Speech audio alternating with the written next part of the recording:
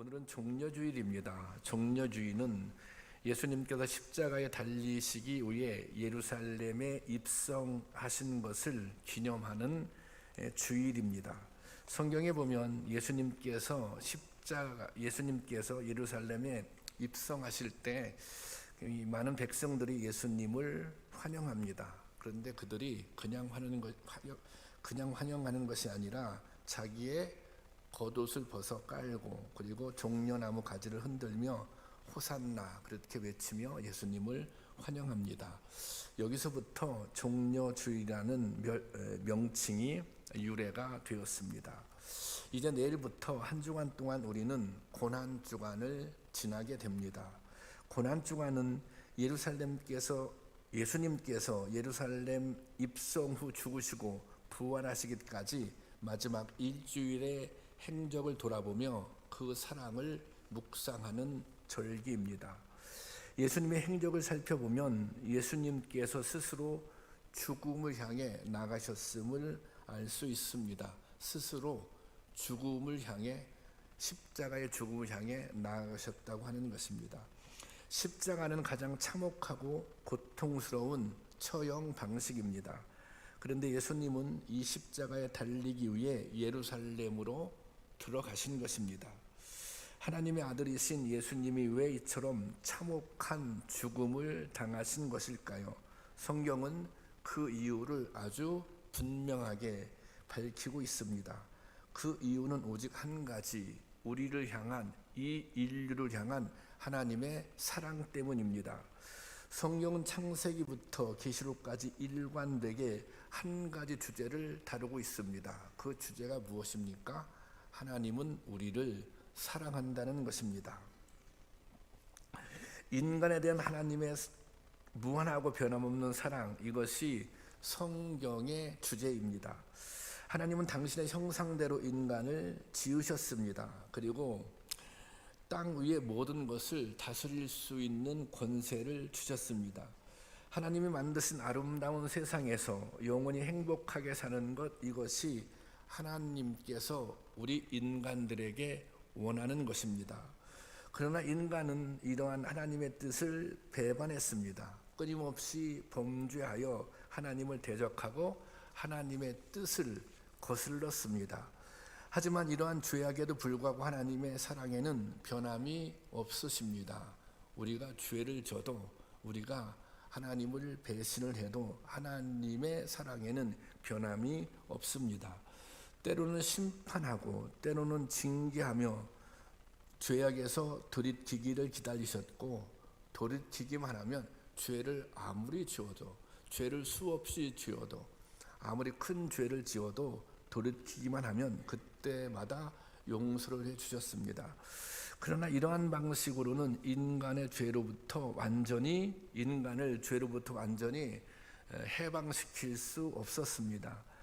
인류의 완전한 구원을 위해 하나님이 내리신 최종의 결단이 바로 당신의 외아들을 대속물로 이 세상에 보내는 것입니다. 예수님께서는 인류 구원의 역사를 완성하기 위해 이 땅에 오신 것입니다. 예수님의 십자가의 죽으심은 그 계획, 하나님의 구원 계획을 완성하신 것입니다. 이 땅에서 예수님이 행하신 모든 행적은 오직 사랑이라고 하는 한 단어로 설명됩니다. 그리고 이 사랑이라고 하는 설명으로 밖에 이해할 수 없는 것입니다. 예수님은 우리를 사랑하셨습니다.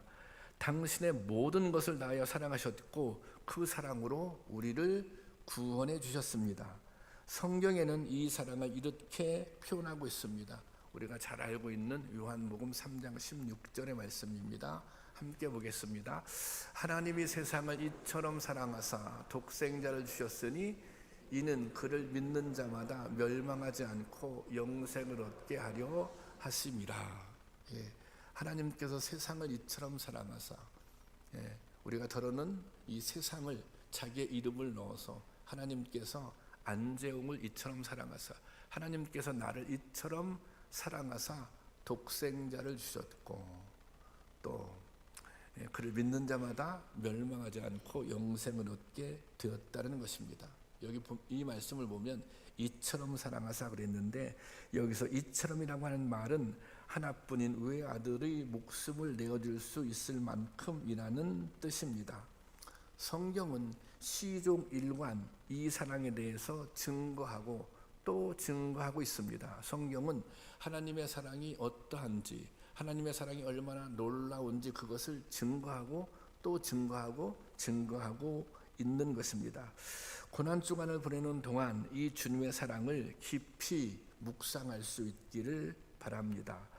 고난주일인 오늘 예수 그리스도의 깊은 사랑을 함께 생각하며 은혜 나누기를 원합니다. 대부분 종교들은 그 종교를 상징하거나 신앙하는 상징물을 가지고 있습니다.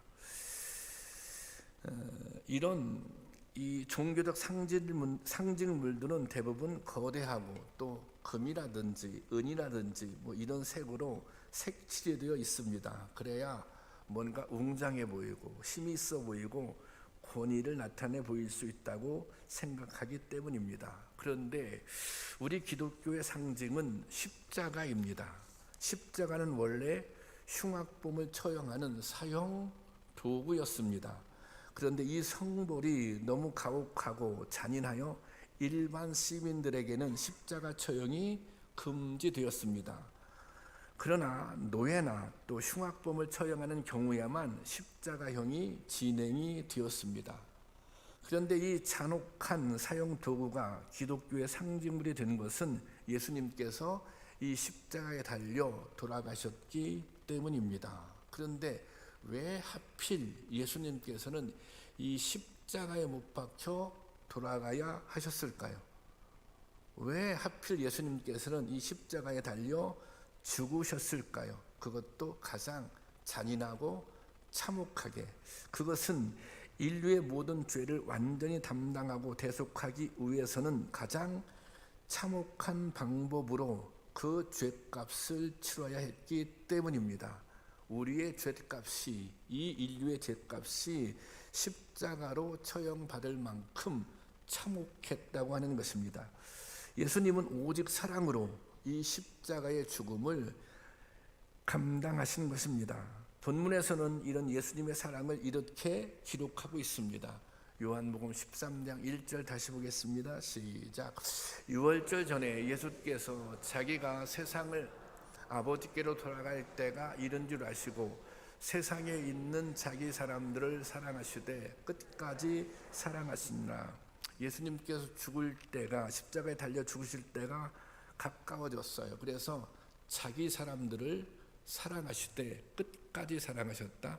예수님께서 자기 사람들, 자기의 제자들을 사랑하시되 끝까지 사랑하셨다라고 기록하고 있습니다.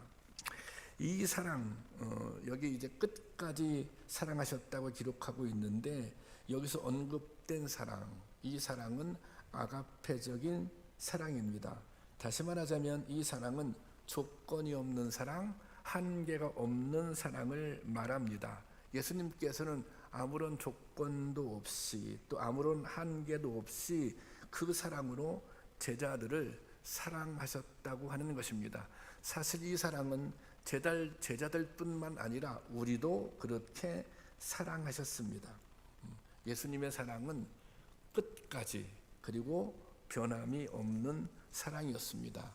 우리가 본문에 보면 끝까지 사랑하셨다고 그랬잖아요. 그런데 이 끝까지에 해당하는 헬라어는 이제 텔로스입니다. 그런데 이 텔로스가 가지고 있는 의미는 우리가 끝 그러면 무엇을 생각해요? 시간을 생각하잖아요. 시간.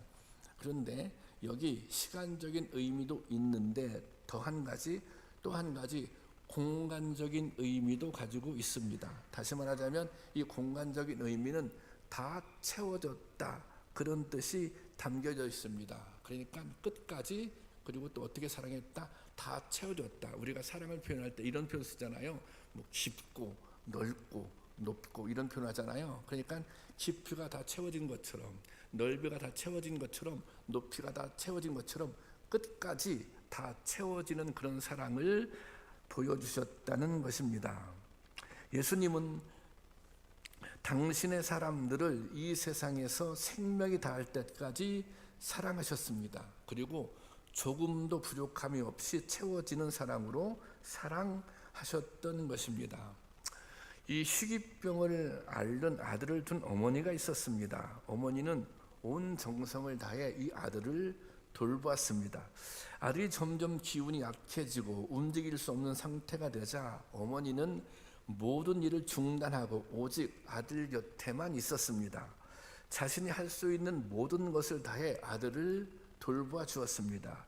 아들이 원하는 것이 있으면 잠시도 미루지 않고 끊임없이 아들과 대화했습니다. 매일 매순간 그날이 마지막 날인 것처럼 또 마지막 시간인 것처럼 서로 바라보고 사랑했습니다.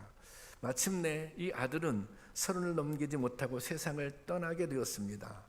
이웃들은 그토록 사랑하는 아들이 떠났으니 이 엄마가 슬픔을 견디지 못하고 절망할 것이라고 생각했습니다. 그런데 이 엄마는 아무렇지도 않았습니다.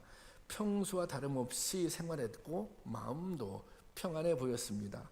너무 뜻밖의 모습이라 한 이웃이 그 어머니에게 물었습니다.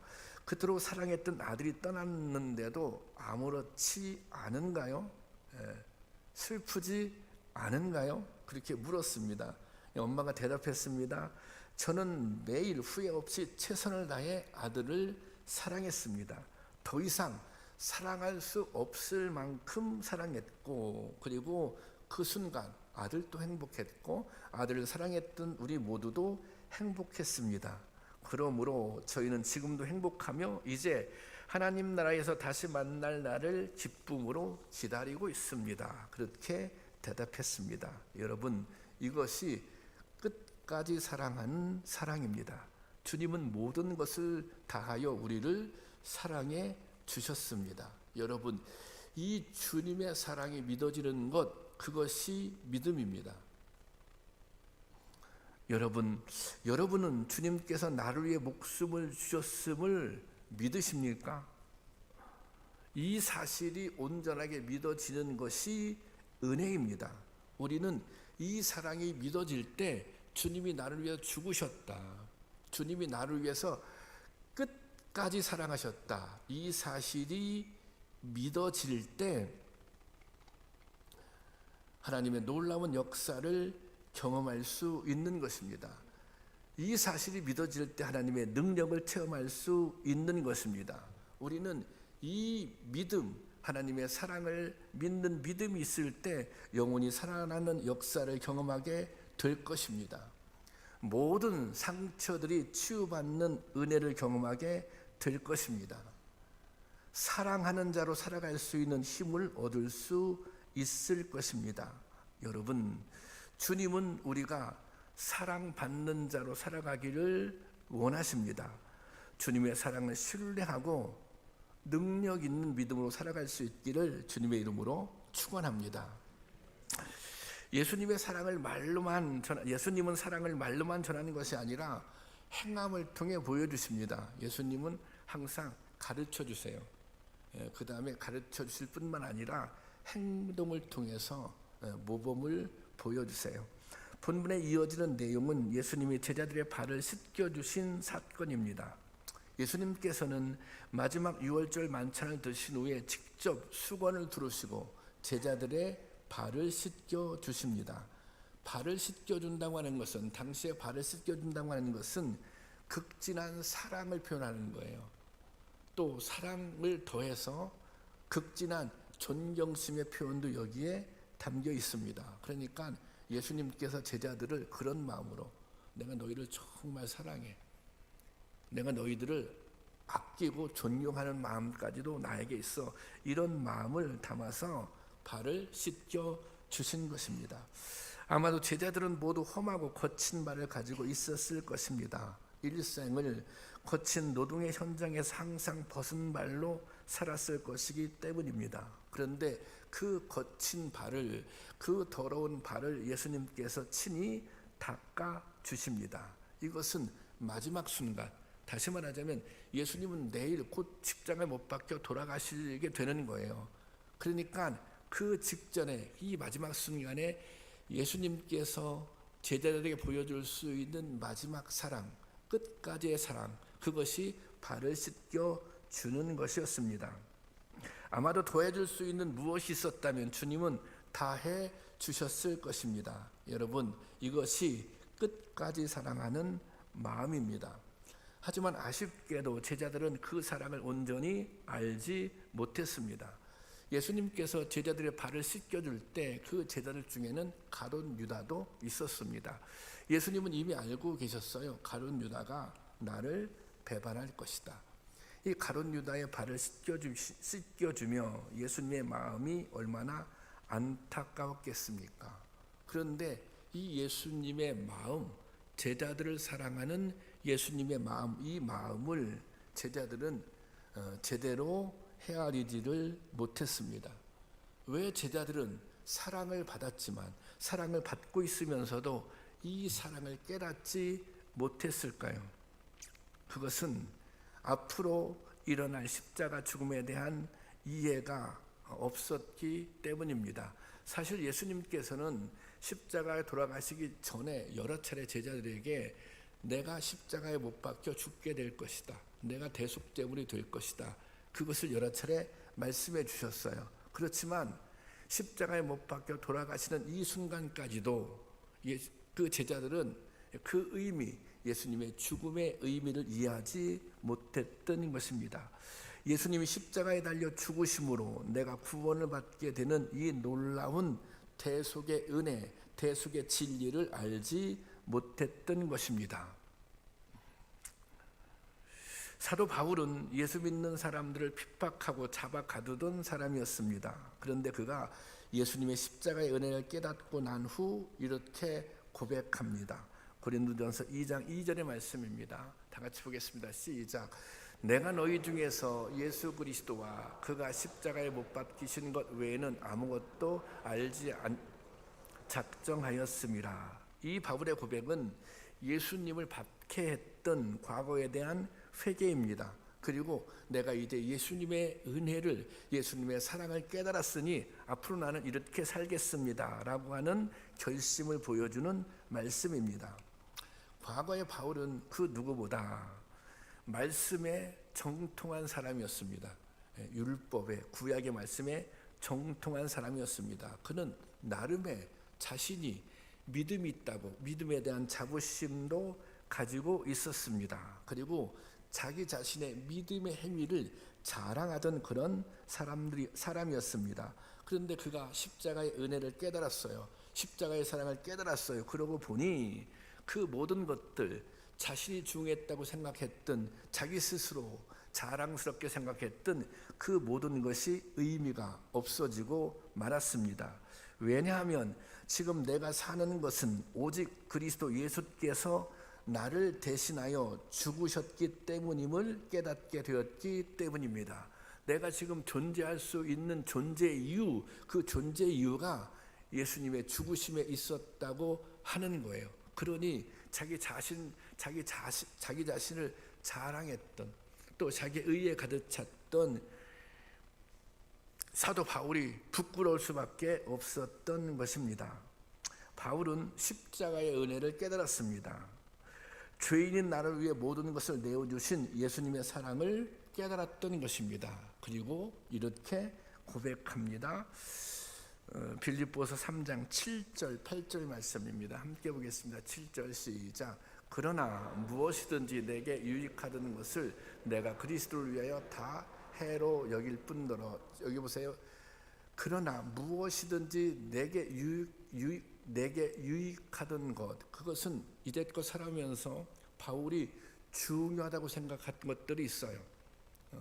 바울은 로마 시민권도 가지고 있었고, 또 좋은 학벌도 가지고 있었고, 또 사람들로부터 열심히 있다고 칭찬도 듣고 있었고, 좋은 평판도 가지고 있었고, 그런데 이런 모든 것들을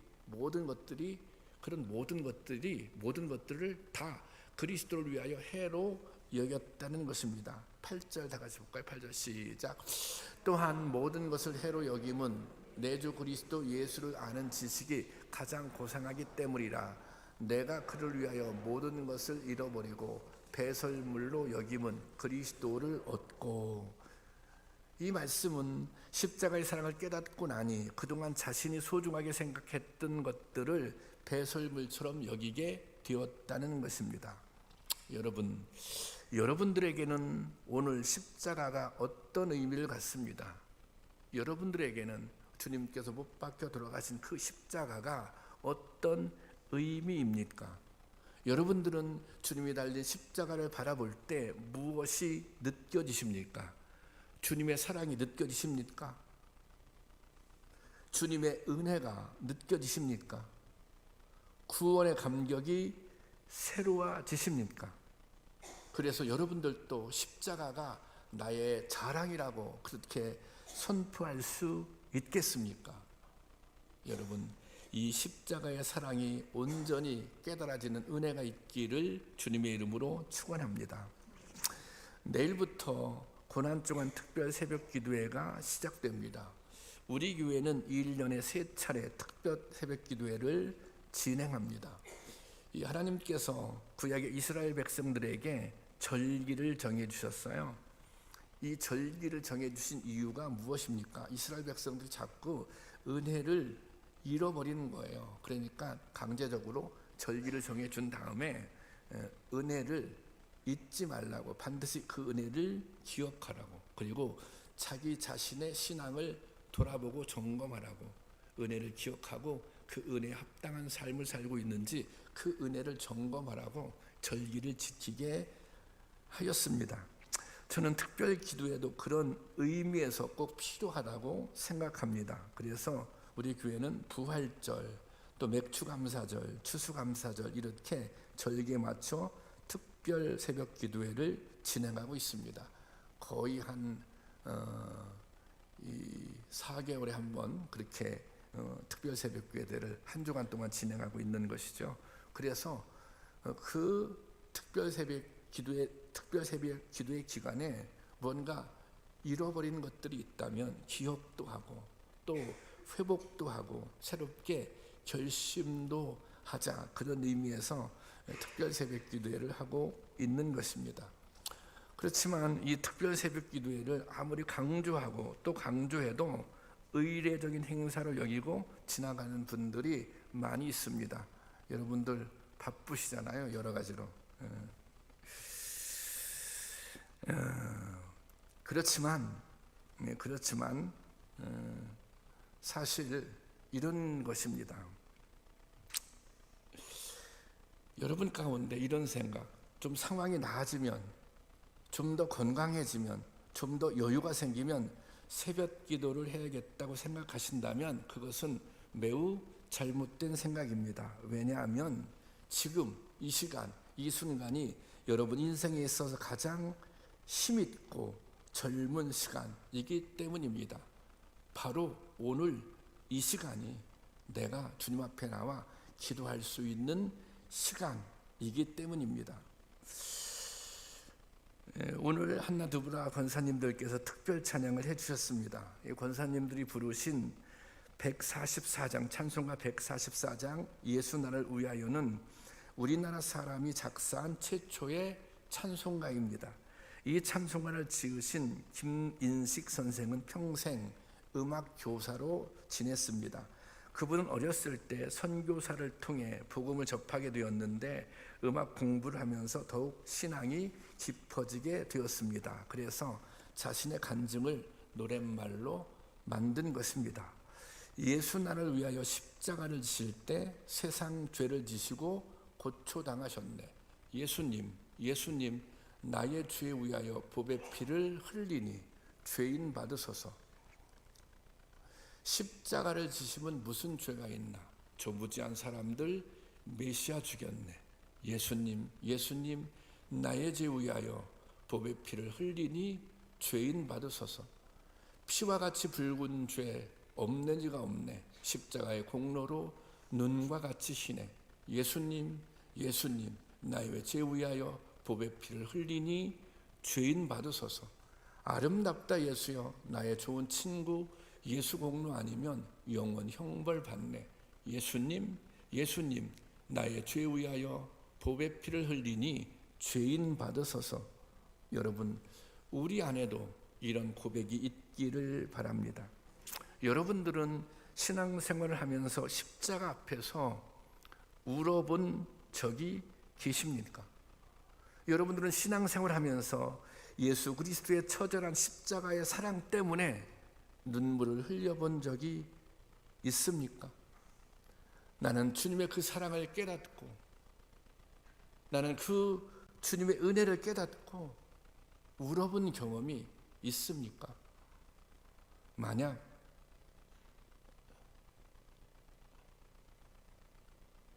주님의 십자가 앞에서 가슴이 한 번도 뜨거워졌던 경험이 없다면 우리의 신앙을 돌아봐야 하는 것입니다. 여러분, 십자가의 사랑이 깨달아지기를 원합니다. 끝까지 사랑하셨던 그 십자가의 은혜가 느껴지기를 원합니다. 여러분, 그 사랑을 깨닫는 순간 주님의 사랑은 우리에게 새로운 힘으로, 새로운 능력으로 다가올 것입니다. 그 사랑을 덧입어서 우리가 사단의 권세를 결박하고 승리할 수 있는 것입니다. 그 사랑을 덧입어서 선한 싸움을 싸우며 승리할 수 있는 것입니다. 그 사랑을 힘입어서 성도답게 살아갈 수 있는 것입니다. 그 사랑을 힘입어서 우리도 끝까지 다른 사람을 사랑할 수 있는 것입니다. 그 사랑을 힘입어서 우리도 주님 앞에 헌신하고 충성할 수 있는 것입니다. 이 십자가의 사랑이 깨달아지고 이 십자가가 우리의 자랑이 될 수 있기를 주님의 이름으로 축원합니다.